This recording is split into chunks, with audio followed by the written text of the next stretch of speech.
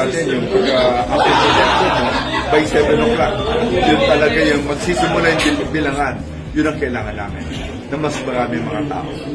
Talagang yun ang tutok ng pulis natin. Talagang mas isisiguro natin yung counting machine. Alam mo na, pagkagayon, walang mga tao natin. Yung mga supporters ay kakaproblema kami. Yung ano natin. But yun, we're prepared for that. Ano ilang percent sir idadagdag na expected? No, marami kami naka-reserve. Ngayon, ano pa kami, ba't may mga reserve kami? Kami from the headquarters. Really, 100%. 100% yung mga pulis sa amin mamaya. Mamaya 7 o'clock. So once we start counting na.